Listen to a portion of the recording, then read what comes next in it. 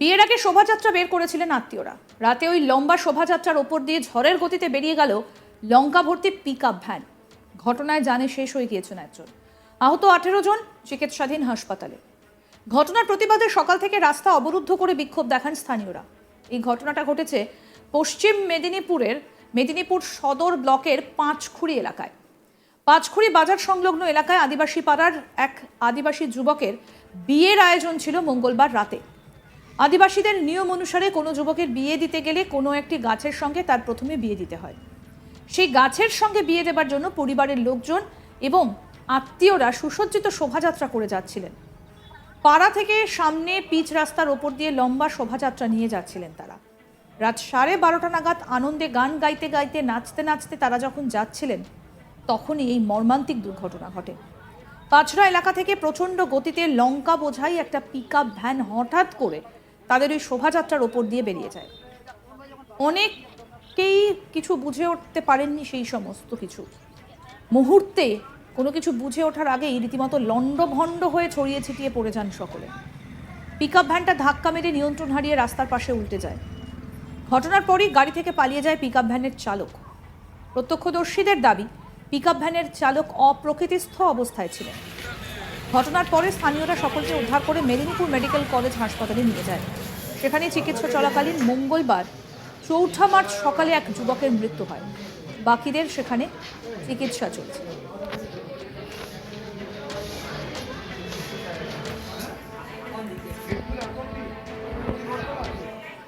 কি বলছেন তৃণমূল বিধায়ক দীনেন রায়, শুনবো।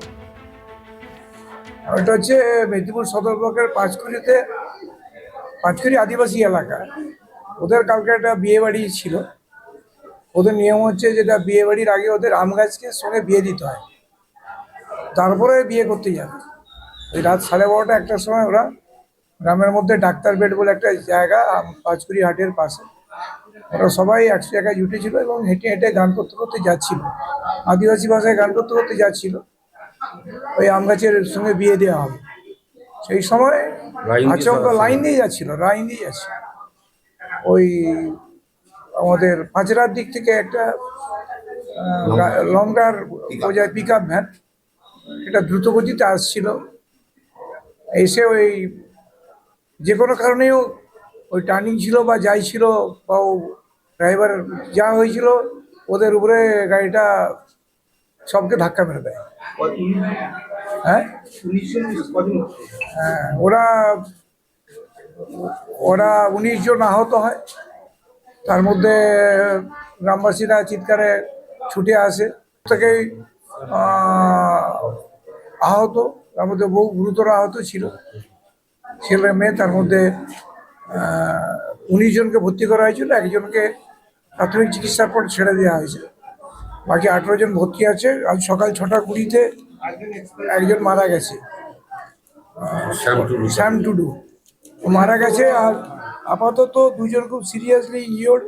সোনালী হাসদা, এর বয়স 30 বছর, আর সালমা টুডু, বয়স 37 বছর। ওরা তো অবরোধ করে বাম্পার। এখন ব্যাপারটা হচ্ছে প্রাথমিকভাবে এখন দরকার হচ্ছে ওখানে একটা রাস্তা খারাপ হয়ে গেল, দীর্ঘদিনের দাবি ছিল।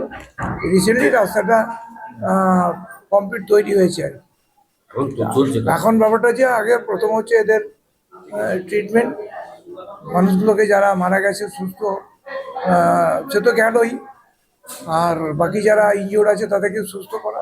পরবর্তীকালে আমরা একটা প্রশাসনের সঙ্গে কথা বলবো। অবরোধ চলছে তো মানুষের স্বাভাবিকভাবেই একটা উত্তেজনা তো থাকবেই। তা সুতরাং সেটা ওখানে আমাদের যারা সুমিতা ফৌজদার, আমার ওখানকার পঞ্চায়েত সমিতির মেম্বার, এবং দুবরাই সরেন আছে জেলা পরিষদ মেম্বার, মঙ্গল হাসদা আছে, আর সনাতন মুর্মু আছেন। ওরা আমাদের ট্রাইবাল যারা লিডারশিপ প্লাস স্থানীয় মানুষ সবাই আছেন, ওদেরকে বুঝাচ্ছে। আর মুকুল সামন্ত আমার সঙ্গে আছে, শঙ্কর হাসদা আছে, সবাই আছি আমরা। এখন অনেকগুলো ট্রিটমেন্ট দেখলাম সবকে ঘুরে ঘুরে। আমি বিধানসভারও ছিল, খবরটা পেয়ে সকালবেলায় ছুটে চলে আসছি হাসপাতালে। কথা হয়েছে, আমি বলেছি একটু সাহায্য করতে হবে। উনি বলেছেন সাহায্য, যে ধরনের সাহায্য দরকার আমরা অবশ্যই করবো। অন্যদিকে পাঁচখুড়ি এলাকায় সেই ঘটনাস্থলে মঙ্গলবার সকাল থেকে রাস্তা অবরোধ করে দেন আদিবাসীরা। তাদের দাবি, এই এলাকায় যানবাহনের গতিবিধি নিয়ন্ত্রণে বাম্পার দিতে হবে, সেই সঙ্গে ঘাতক গাড়ির চালককে গ্রেফতার করতে হবে। আহত ও নিহত সকলের জন্য ক্ষতিপূরণের ব্যবস্থা করতে হবে। খবর পেয়ে সেখানে ছুটে যায় কোতোয়ালি থানার পুলিশ। পুলিশ অবরোধকারীদের সঙ্গে কথা বলে পরিস্থিতি স্বাভাবিক করার চেষ্টা করছে, তবে এলাকায় একটা উত্তেজনা থাকে। অন্যদিকে হাসপাতালে ভর্তি থাকা আহতদের সঙ্গে দেখা করতে যান খড়গপুর গ্রামীণের বিধায়ক দীনেন রায়। সকলের সঙ্গে কথা বলে চিকিৎসায় তৎপরতা বাড়ানোর পরামর্শ দেন চিকিৎসকদের। স্থানীয় বাসিন্দা কালীপদ হেমব্রম কি বলছেন শুনবো। কটার দিকে হয়েছিল ঘটনাটা? 12টা, রাত্রি 12টা। কি চলছিল এখানে? অনুষ্ঠান হতে ছিল, মানে বিয়ে বাড়ি, সিঁদুর দান। তো কি গাড়ি মেরেছে? পিক আপ ভ্যান, কি লোড ছিল? নৌকার লোড ছিল। কজন আহত হয়েছে? 19 জনের মধ্যে একজন মারা গেছে, 18 জন আছে এখন। কি মারা গেছে ওর নাম কি? শ্যাম টুডু, বাড়ি? পাঁচকুড়ি, কালতা পাঁচকুড়ি। হ্যাঁ, স্পিডে এসতেছিল, মানে একবার স্লো হয়ে দাঁড়িয়েছিল হালকা, দিয়ে আবার হাত আমরা দেখেছি এরকম দাঁড়াও দাঁড়াও, দিয়েও কোনো মতে করেনি, সোজা এসে স্পটে। মতো অবস্থা তো মনে হয় ছিল।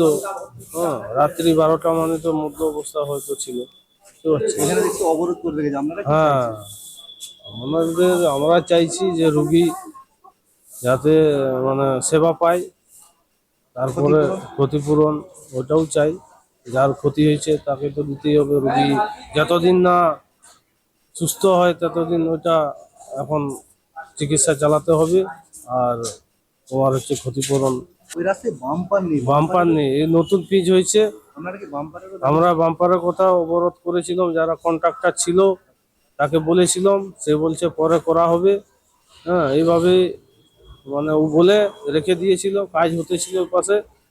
হ্যাঁ, আবার কি বাম্পারের দাবি করবেন? দিয়ে বাম্পারের দাবি করব অবশ্যই, সেটা তো থাকবে। এবং মানে পেশেন্টগুলো যারা অসুস্থ আছে তাদের চিকিৎসা আগে যেমন ভালোভাবে হয় এতে। বিয়ের আগে শোভাযাত্রা বের করেছিলেন আত্মীয়রা। রাতে ওই লম্বা শোভাযাত্রার ওপর দিয়ে ঝড়ের গতিতে বেরিয়ে গেল লঙ্কা ভর্তি পিক আপ ভ্যান। ঘটনায় জানে শেষ হয়ে গিয়েছেন একজন, আহত 18 জন চিকিৎসাধীন হাসপাতালে। ঘটনার প্রতিবাদে সকাল থেকে রাস্তা অবরুদ্ধ করে বিক্ষোভ দেখান স্থানীয়রা।